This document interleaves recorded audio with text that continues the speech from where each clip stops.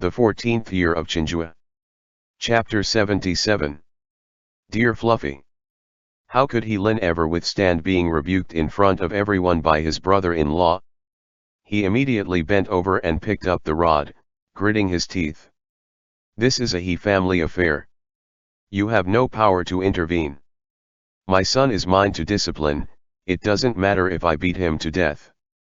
Despite his vicious words, once he saw Yanli and Gong Sun Yan glaring fiercely at him from behind Tang Fan, he couldn't swing the rod all the way. Silence. It isn't your place to speak here. Patriarch He was the one to admonish him aloud. Not looking at his son's red face, nor the rising crowd, he said to Tang Fan, "Good nephew, I have a few things to ask you that have nothing to do with what happened today, so please step off to the side." Tang Fan was quite a courteous one, but he did not comply with that, merely smiling. "If you've something to say, uncle, it's fine to do so here. Gentlemen have no secrets." First, it had been Yanli and now, it was Tang Fan. Neither of them could be persuaded. Helpless, the patriarch could only explain himself. "You came here for a visit, which this old man had welcomed, but now that I've learned that you have Xianghe accompanying you, it's inevitable that I would ask some more questions. Please understand, nephew." Tang Fan nodded. "I know what you want to ask. These two Xianghe brothers were worried that I wouldn't be safe journeying alone, so they especially came with me. This has nothing to do with the court. You need not be afraid of the He family getting implicated for anything. The Xianghe were a sensitive subject and questions about them were normal upon learning of them. Also, Patriarch He had been treating him the same even after he had learned of his dismissal, regardless of whether that camaraderie was directed at his late father or if there was some other cause. Tang Fan kept it in mind. For that reason, in spite of his revulsion towards his brother-in-law due to what he had seen and heard, particularly in regards to the other's indiscriminate beating of his son, he could still differentiate people and would never be rude towards the He patriarch. "Our commander and Sir Tang have a very close friendship," Yanli said from the side, "so us two were specifically sent with him to act as deterrents and help protect him. There's no need to be too wary, Patriarch He." Upon hearing their explanation, the questions in Patriarch He's head increased in number instead of dwindling. Tang Fan having a good relationship with the Xianghe wasn't that strange, but what kind of friendship was required for Xianghe members to serve as his bodyguards? Also, looking at these two's expressions, they weren't begrudging to do this in the least, which showed that they were happy to obey Tang Fan. What was actually going on? Could it be that Tang Fan had netted an unbelievable backer in his years at the capital? No one else thought like he was thinking. They only heard of Yanli and Gong Sun Yan's statuses, saw the two's deference towards Tang Fan, and became immensely shocked. Their impressions of Tang Fan immediately rising from thwarted man of bureaucracy to mysterious man of unfathomable backing. To have and not have backers were two hugely different things. Even if Tang Fan had no official post for the time being, as long as someone in the court was willing to cry out their support for him and help him by presenting memorials to plead for him, when the time was right, he would be able to make a comeback whenever. Thinking of all that, even the anger-filled He Lin had to relax some of the strength he held his rod with. Tang Fan wasn't interested in what any of them were thinking though. He stooped down to help his sister and nephew up, then gently lifted He Cheng's chin to look over the state of his injuries. "Are you hurt, Qilang?" he softly asked.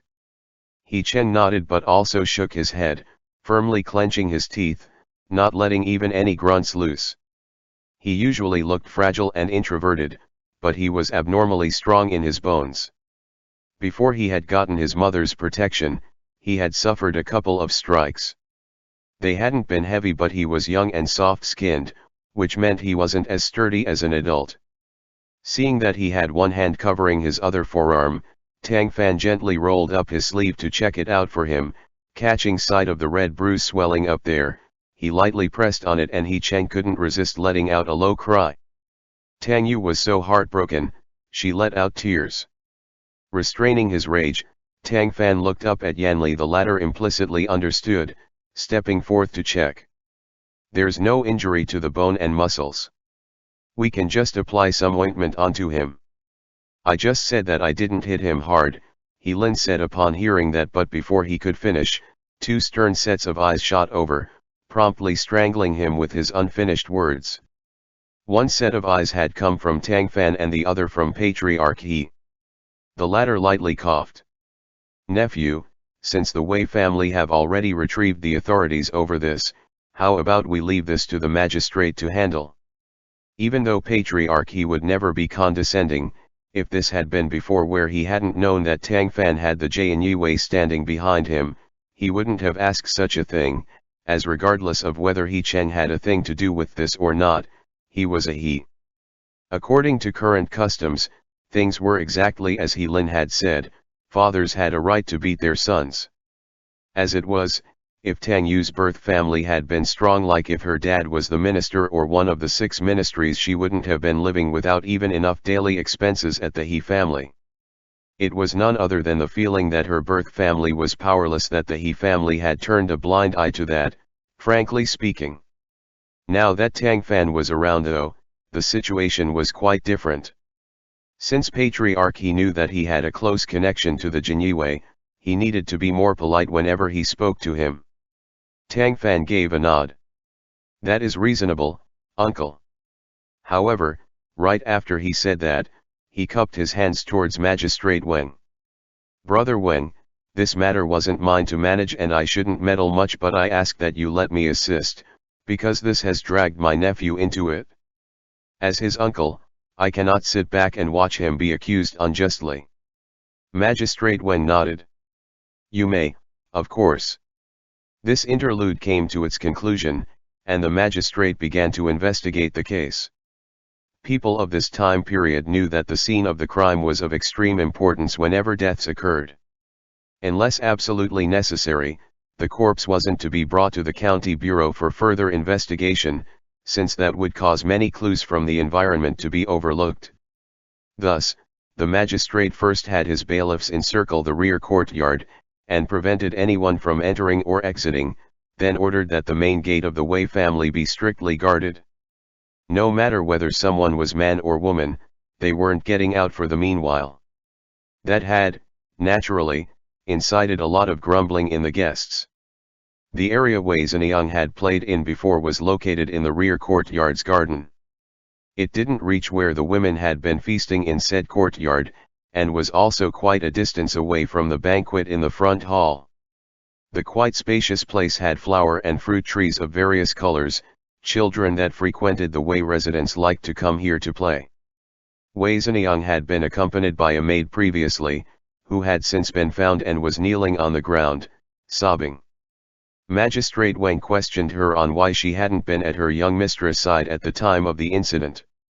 It was the 5th miss that asked this maid to go to the rear kitchens and find her something to eat, she answered. She said that she wanted to eat golden silk jujube cakes, but there were none at the banquet. Because she often played here and that the misses of the He and Zheng families and others were also around, I left. But, before the cakes were even made, I heard that she. The misses of the He and Zheng families she had spoken of were He Yuan, daughter of He Xian and Lady Wei, and Zheng Qingqing, daughter of provincial honorate Zheng. The young masters of several families had also been present. All of them had heard what Wei Zhenliang had said to the maid, so they verified her words as true. He Yuan and Zheng Qingqing were called for further questioning. They were both scared stiff and stammering due to this event, unable to speak successfully for a long time. Although they normally hadn't found the pretty Wei Zhenliang to be pleasing to the eyes, that had just been jealousies of little girls. Neither of them had ever wanted her to die, obviously. They had actually already been interrogated once by Magistrate Wang before, and what they said now was not too different from what Yanli had reported before. Both claimed that they had heard the fight between He Cheng and Wei Zhenliang. Following it, they had happened to be in the rockery, and felt that they couldn't come out because it would definitely be awkward if Wei Zhenliang saw them. Despite their age, being highborn little girls, they already knew a lot of the ways of the world. They had therefore left in the opposite direction from the rockery, then gone back to look for Wei Zhenliang after playing elsewhere for a minute. They had not seen her in her former spot, so they had thought that she had run away, until the group of boys that had picked flowers and birds for her had returned and couldn't find her anywhere, either. After that, the Wei family maids were dispatched to search. It was a maid that had discovered the pearl earrings Wei Zhenliang had dropped beside the well, and from that, the abnormality had been detected, the girl getting fished out of the well afterwards. Magistrate Wang creased his brow at this. She should have cried for help after falling in, then. Did none of you hear her? They all said that they hadn't. While Magistrate Wang was questioning, Tang Fan walked over to the well, leaned over and gazed down into it. He found that it was very possible that no one had heard Wei Zhenliang crying for help because the well's water level was extremely far down. One look would only give one a stretch of black, no reflection on the water to be seen. Furthermore, after the little girl fell in, she would only have been able to thrash around a bit with a faint voice. Had no one happened to pass by at right that time, it would indeed be impossible for anyone to have heard her. He looked down intently for a long time, then walked to Wei Zhenliang's side, lifted off the white cloth covering her body and took her hand for a closer examination. Since there were two Chenghua at his side, everyone simply watched him poke at the corpse, too afraid to say anything. At the same time, the magistrate had already questioned many people, and all of their testimonies lined up. When Wei Zhenliang fell in the well, no one had been around. Before that though, she had fought with He Cheng, which he himself had admitted to. So, the question was, had she fallen in by her own carelessness, or had someone pushed her in? If she had been pushed, was that person He Cheng, or no? Where did you go after fighting with Wei Zhenliang? Magistrate Wang asked He Cheng. The boy had gradually calmed down with his mother's reassurance, not seeming so scared anymore. I was in the garden. What were you doing there? He Cheng lowered his head and said nothing. Seeing his son's cowardly appearance, He Lin got angry, but with the previous scolding he had gotten, he had to bear with it. Still, He Cheng's refusal to speak made even the magistrate frown slightly. Anyone who saw the boy stopping and starting, wanting to speak yet not, would automatically become doubtful. Only Tang Yu was convinced that her son was not such a person, ever persuading him to speak. Right then, Tang Fan got up from the corpse's side, took the dampened cloth Jian San'er passed over to him, and wiped his hands clean. He then walked over to He Cheng, voice warm. Tell your uncle, Qilang. Where did you go after the quarrel? He Cheng still didn't answer. Tang Fan smiled, petting his head like he was soothing him, apparently not minding that he wasn't talking. Wei Zhenliang was indeed pushed in, but He Cheng isn't the murderer, he turned and said to everyone. Young Master Tang, I know that he's your nephew and you want to defend him, but whether he's the murderer or not seems to not be your call. Wei Sul raged. You've said as much, Brother Tang, but is there any evidence? Magistrate Wang asked, as well. There certainly is. Tang Fan nodded, then walked over to the corpse, letting the crowd look at Wei Zhenliang's fingernails. There's no moss. Regardless of whether she tripped in or was pushed, she would certainly have struggled fiercely prior to her death, her fingers desperately clutching to things surrounding her. However, her fingernails are much too clean. Also, her neck was broken at the nape. This indicates that she must have had her nose and mouth covered up, and after her neck was broken, she was tossed down. For that reason, she didn't struggle at all when she was falling down the well, let alone make any noise, because before she fell, she was already dead. That result was so sky-shaking, everyone couldn't resist letting out gasps. Many got in closer for a look, indeed seeing that the corpse's fingers had no moss, just some blood staining them. Seeing that they all had accepted his explanation, he continued. Since that's the case, her death was a premeditated murder.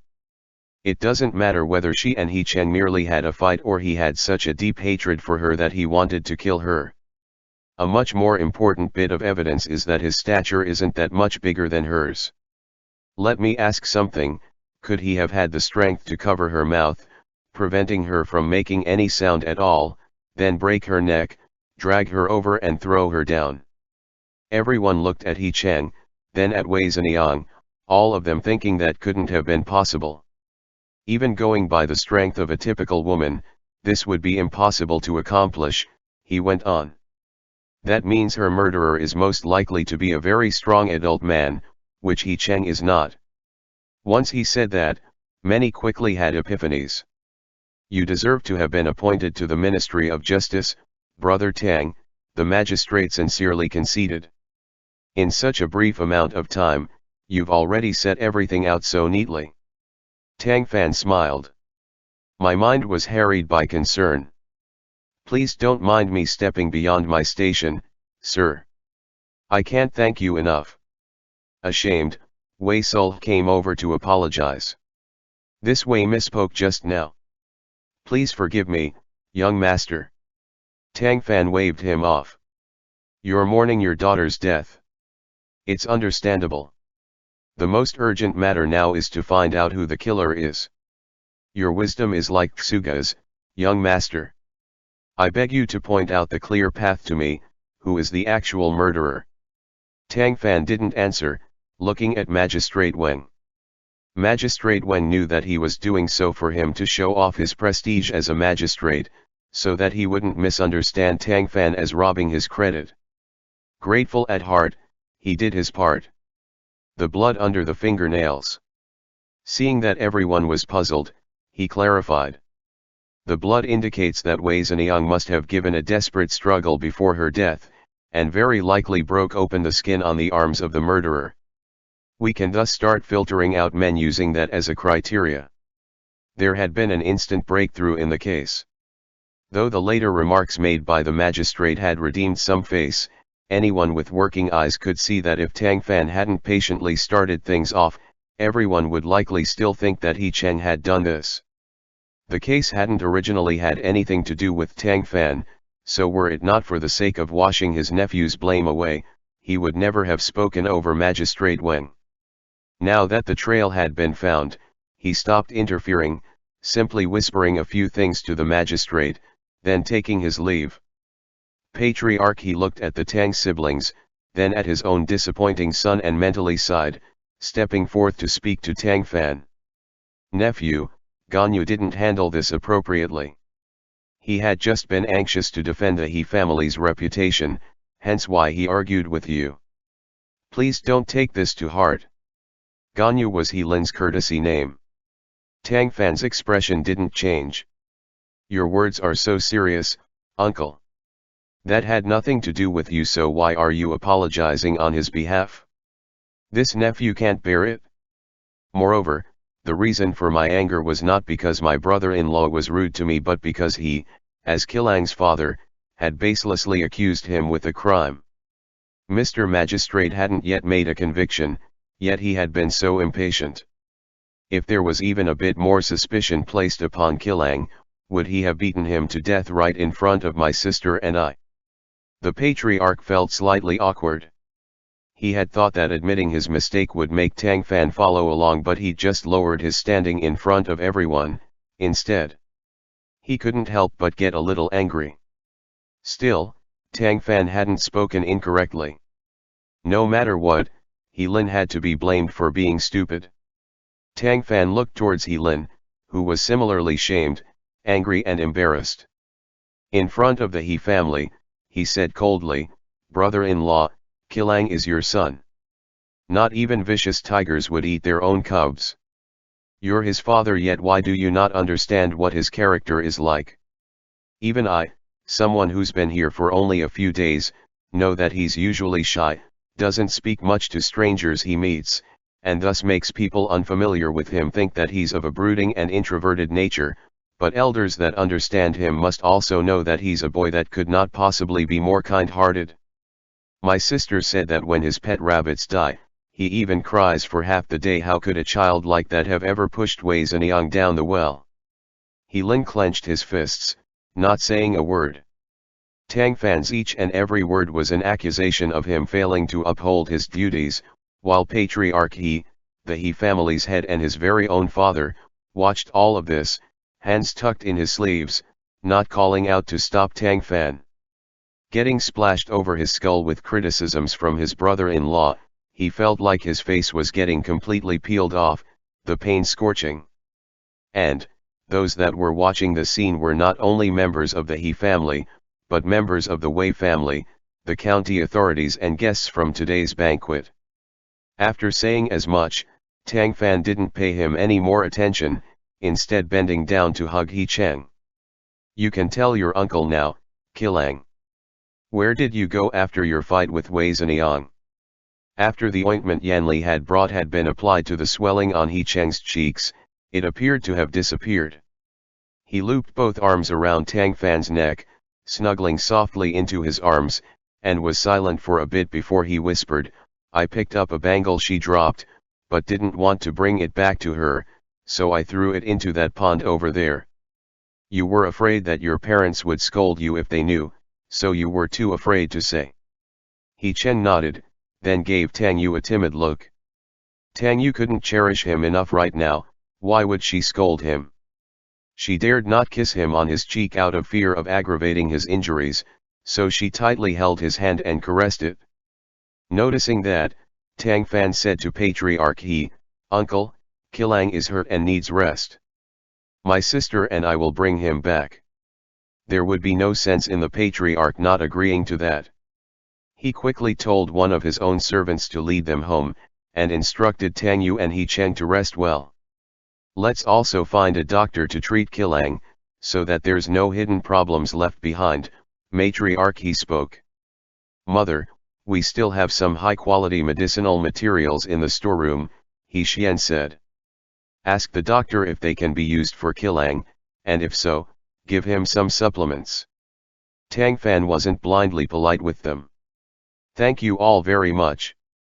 The He Matriarch smiled warmly. We're all family here. No need to be so estranged, Runking. The He family consciously fixing things with Tang Fan, in order to not have a rift remain between them because of all this, was ultimately because they were looking at the two Jinyi behind him. He was well aware of that, but still wasn't going to refuse the goodwill of others. Whilst even the formerly irrelevant He Xian had taken it upon himself to show benevolence, He Lin, the one who should have been most concerned over his wife and child, solely stood in place, unmoving. Patriarch he really couldn't stand him anymore, shouting. You're not going after them? What are you still doing here? He Lin looked up at them, then threw the rod in his hand down hard, turned right around, and pushed his way out of the crowd, not looking back as he left. The He Patriarch was so enraged, he puffed out his beard and glared. Were it not for everyone's staring eyes, he would likely be cursing him as an unfilial son. Now, the He family's long-standing reputation had been completely thrown away. Tang Yu watched this play out. She lowered her head, gaze landing upon He Cheng. It was unclear what she was thinking of. Tang Fan helped her up. Jaja, come on. Let's go back. The He family had arrived in excitement and left in defeat, unspeakably melancholy. Because Wei Zhenliang was Lady Wei's little sister, He Xian, and her remained at the Wei estate to help her father arrange for the funeral, while the rest of the He family went back with Tang Fan's group. Instead of bringing his nephew and sister to their own residence, Tang Fan brought them to the bamboo courtyard he was staying in. He asked a maid to bring He Cheng away to rest, then told the rest to withdraw. Jaja, if this incident hadn't happened today, how long were you going to keep this from me? The disagreement between you and your husband didn't happen over a day or two, did it? Following this incident, Tang Yu had an exhausted look that she couldn't conceal, but he knew he couldn't give her any time to rest and think, else she'd certainly find excuses to escape. He thus cruelly decided to open her wounds. Since the hurt was going to come eventually, instead of dragging the pain out, it would be better to make it hurt a little more now so that it could heal a little faster. Tang Yu sighed. He didn't used to be like this. When I had just married into the He family, he genuinely did treat me well. He even said to me that although it's common for men of large families to take concubines, it would be enough for him to have me. I had thought he was just joking, but as you can see now, despite us fighting like this, he still hasn't brought up getting any concubines.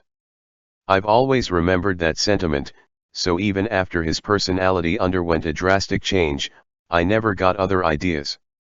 I didn't want to cause you worry, but I hadn't expected that today, he would treat Xianghe like.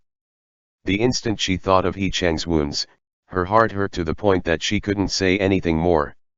Her husband was no longer kind, and her little brother had been far away, making her son become her only hope. The Great Ming Code stipulated that all men over 40 without heirs needed to take concubines. That was not to say that one could only take them once they're 40 and heirless, but that men of 40 with no children needed to take them to continue their bloodlines. Of course, there were some who weren't yet 40 and had heirs from their wife, yet still took concubines, as well as some that spite the restriction of that law, defended their wives wholeheartedly and adopted heirs from elsewhere in the family, at most. Taking concubines really did not go by the law but by the human heart. In the views of many men in big families, that clause didn't need to go to waste. If they could have a forest, why would they need to stand by just one tree? The eighth miss of the He family that Yanli had taken a fancy to, for example, had been from the He patriarch having a concubine-born daughter despite his age. It was truly rare for He Lin to be able to make the promise to not take concubines, and persevere in keeping it. After hearing her say as much, Tang Fan's expression finally mellowed out. He isn't without redemption, then. It's just the reality of him trying and failing for years has caused repeated setbacks for him, giving rise to a madness where he did something so nonsensical. The most important thing to a man was his reputation. Upon having seen He Cheng beaten, Tang Fan had said that He Lin was a repeated failure right in front of everyone, which was equivalent to having a complete falling out with his brother-in-law. With He Lin being angry at Tang Fan, he would definitely take that out on his wife and child later. Noticing how crestfallen she was, he then asked, "How about I go back and apologize to him?" She shook her head. "What would you apologize for? You said everything that I was unable to. I should be thanking you for venting my anger for me." Then, she paused, looking dismayed. "You don't need to say anything nice to him. Xianghe is my everything, yet he was so vicious to him for the sake of his own and the He family's face. Regardless of how much affection there is between us as husband and wife, he would still allow him to be beaten to death." As she had finally woken up to the truth, Tang Fan no longer bore with it, comforting himself a bit. "What do you plan to do now, Gigi?" He gripped her hand. "I was getting ready to bring you and Xianghe away from here to stay in the capital for a while, but that isn't my final say to have, it's yours. No matter what, you won't need to worry, as long as I'm around, you'll forever have a birth family to support you." Tang Yu couldn't help but hug him, beginning to cry. He patted her on the back, laughing.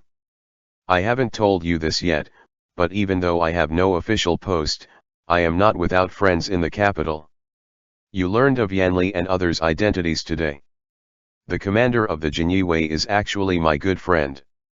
If the He family or He Lin dares to make things hard for you, I could have people turn their entire family upside down. So, really, don't worry. You don't have to feel sad about that gossip all by yourself from now on. Who would dare to say you have no support, when the entire Chenghua is your family? Is anyone in the Great Ming more mighty than you?" She was fully aware that he was easing her anxiety, and spat out laughter from his jokes, her tears cutting off into a smile. "My dear Fluffy, I know that you adore Xianghe and I, but even if I think to leave, I can't do so just like this. Tell me, can I separate from your brother-in-law and bring Xianghe away?" She was looking at him expectantly. He wanted to say it was possible, but could ultimately only answer, you wanting to separate or divorce would be possible, but if you want to bring Xianghe with you afterwards, that would likely be a bit difficult. No matter what, he's a member of the He family, and even if your husband is willing, the patriarch and the rest won't be. There's no reason we could use to justify that regardless of which direction we come at. Tang Yu was a little disappointed, but she knew that he was well versed in law and would never deceive her. What should be done, then, she asked. If you can't separate for the time being but just leave in the name of returning to your birth family, would you be willing to do it? She nodded without another thought. For Xianghe's sake, she had bitterly bore with it all for several years. Now that her little brother was here, she seemed to gain a backbone and didn't want to bear with anything anymore. Receiving her positive answer, Tang Fan grew excited. I'll think of a way, Jia. You just need to wait for the good news. In the midst of their speech, Qian San'er knocked on the door outside. Young master, Magistrate Wang sent someone over. Let him in, Tang Fan answered. Tang Yu dried her tears, then hid away further in. Qian San'er brought someone inside, the other's surname was Huang, and he was a companion of the magistrate. Tang Fan had just met him. The man bowed to pay respects. Young Master Tang, the magistrate has invited you to come over to the Wei residence. Tang Fan was caught off guard. Didn't I just come from there? Lao Huang looked quite vexed. You did, but there's been another death. End chapter.